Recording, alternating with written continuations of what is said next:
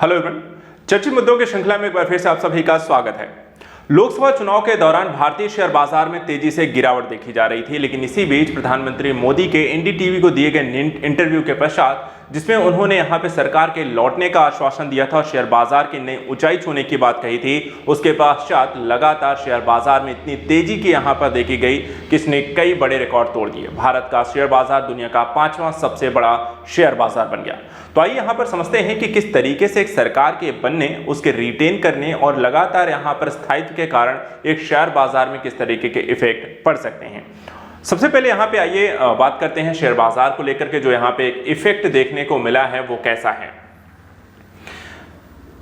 देखिए, जो न्यूज़ यहाँ पर रही, चुनावी सप्ताह जिसको हम कह सकते हैं कि लगातार जब भी लोकसभा चुनाव चल रहे हैं, सरकार के बदलने का एक माहौल शायद इफेक्ट एक पड़ रहा था और उस माहौल के कारण शेयर बाजार में निकासी तेजी से हो रही थी। लोग अपने पैसे निकाल रहे थे, कहीं दूसरे शेयर बाजारों में निवेश कर रहे थे, बिकवाली तेजी थी, जिसके कारण यहाँ पर आपको देखा जाए तो भारतीय शेयर बाजार में गिरावट देखने को मिल रही थी।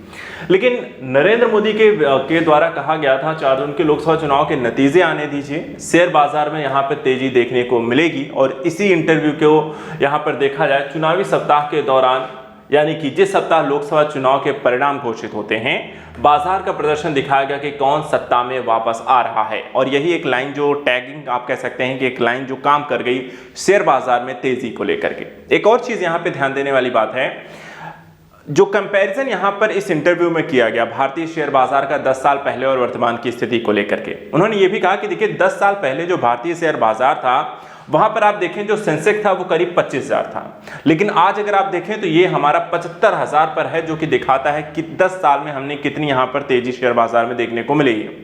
दूसरी चीज जो यहां पर देखा जाता है, सरकारी जो कंपनियां होती थी उन पे लगातार एक बिकवाली की स्थिति या फिर दबाव रहता था या फिर कहीं अच्छा प्रदर्शन नहीं करती थी। वहां पर देखा पिछले 10 सालों में भारतीय कंपनियों ने भी एक अच्छा प्रदर्शन किया था और पीएसयू चाहे वो बैंकों को देखें या उनके शेयरों को देखें या कई सरकारी कंपनियों के शेयर देखें, जो पिछले 2 साल में करीब 10 गुना से ज्यादा बढ़ गए हैं। यानी कि किस तरीके से सरकार, शेयर बाजार और सरकारी कंपनियां, सरकारी बैंक, ये सब कैसे यहां पे अच्छा कर रही हैं, उसका प्रभाव यहां पर उन्होंने बताया। इसके अलावा 26 मई 2014 को पहली बार यहां पे प्रधानमंत्री पद का उन्होंने शपथ ग्रहण किया था और 10 साल में जो प्रगति आपको देखने को मिली, जो पब्लिक सेक्टर में देखने को मिलती है, वो सराहनीय रही। क्योंकि पब्लिक सेक्टर में काफ़ी सारे जो बैंक होते थे या फिर हम कहें कि उस पर एक दबाव बनता था, जिसमें वहाँ पर जो लेंडिंग रेट्स रहते थे या फिर हम कहें कि उनका बैंकों के द्वारा जो उधार दी गई स्थिति होती थी वो बहुत ज़्यादा नेगेटिव यहाँ पर होते थे, जिसकी यहाँ पर वापसी नहीं हो पा रही थी।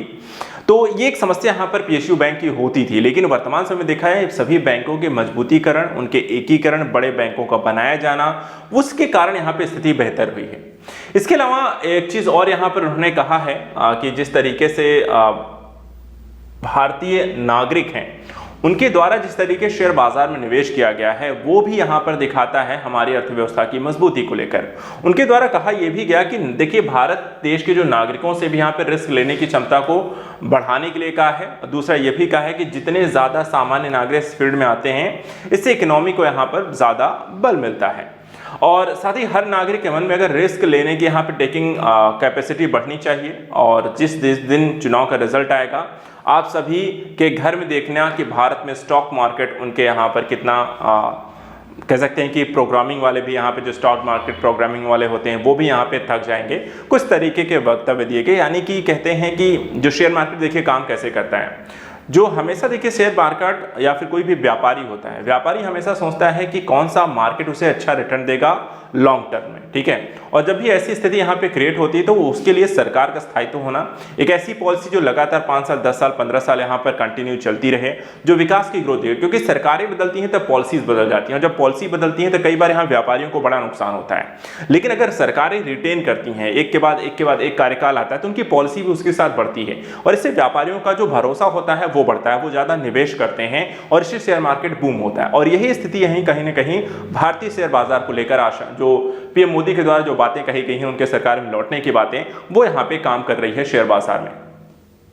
अभी देखें तो भारतीय शेयर बाजार 21 मई के दिन यहाँ पर देखा जाए तो पहली बार जो है $5 ट्रिलियन को पार कर गया है। ये ध्यान रखिएगा, एक बड़ा यहाँ पे आंकड़ा $5 ट्रिलियन को हमने यहाँ पे आंकड़े को पार किया है और ये पहली बार है। और यहाँ पे आंकड़ा जो दिखा रहा है कि हमने करीब यहाँ पर अगर देखे जाए तो 416 लाख करोड़ का आंकड़ा छू लिया है। मार्केट ने उपलब्धि ऐसे समय में हासिल की है जबकि लोकसभा चुनाव के चलते फॉरेन इंस्टीट्यूशनल इन्वेस्टर्स भारत के मार्केट से यहां पर अपना पैसा निकाल रहे हैं।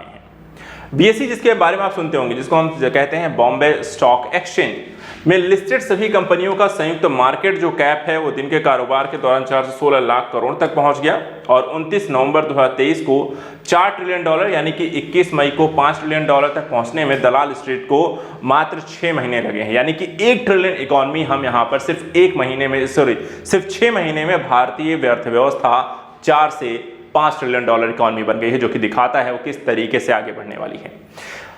यहाँ पे देखें तो हांगकांग, जापान, चीन और अमेरिका के बाद भारत जो है दुनिया भर में 5वां सबसे बड़ा शेयर बाजार बन चुका है और ये दिखाता है भारत की बढ़ती हुई अर्थव्यवस्था को लेकर के। वर्तमान जो स्थिति है, भारत कब किस तरीके के यहाँ पे उपलब्धियां भारतीय शेयर बाजार ने यहाँ पे हासिल की हैं, तो वो भी इसमें देख लीजिए। सबसे पहले देखिए, हमने $1 ट्रिलियन का जो मार्केट कैप प्राप्त किया था 28 मई 2007 को। यहाँ पे देखा जाए जो हमारी 83 लाख करोड़ का बीएसई था। फिर 10 साल लग जाते हैं हमने 1 ट्रिलियन से 2 ट्रिलियन इकोनॉमी बनने में और 16 मई 2017 को यहाँ पे भारतीय अर्थव्यवस्था या बीएसई मार्केट जो है वो $2 ट्रिलियन इकोनॉमी बनता है, 166 लाख करोड़। 4 साल बाद यानी 24 मई 2021 को हम $3 ट्रिलियन की इकोनॉमी बन जाते हैं, 249 लाख करोड़। 2 साल में करीब 1.5 साल में हम यहाँ पे 29 नवंबर 2023 को हम $4 ट्रिलियन इकोनॉमी बन जाते हैं, 333 लाख करोड़। और मात्र 6 महीने 21 मई 2024 को हम 5 ट्रिलियन इकोनॉमी मार्केट कैप की यानी कि यहाँ पर देखा जाए तो 416 लाख करोड़ के यहाँ पर मार्केट कैप को प्राप्त कर चुके हैं। आने वाला जो समय होगा, जिस तरीके से यहाँ पर आप देख सकते हैं, जो ग्रोथ आपको शेयर मार्केट की आपको देखने को मिली है, ये बहुत तेजी से ग्रोथ यहाँ पे देखने को मिली है, जो कि उसका इफेक्ट दिखाई देता है। यानी कि यदि सरकार स्थायी होती है, वापस आती है, वह उनकी पॉलिसी लागू होती है, तो मार्केट यहाँ पर स्थायित्व के कारण और भी ग्रोथ होने को मिल सकता है। तो वर्तमान समय में देखा जाए ये स्थिति यहाँ पर बनी हुई है। शेयर मार्केट की तेज ही भारतीय अर्थव्यवस्था के विकास के लिए बहुत जरूरी है। आज के लिए इतना ही। नेक्स्ट वीडियो में कुछ और इंपॉर्टेंट चीज़ों को लेकर डिस्कस करेंगे। Thank you so much and good luck.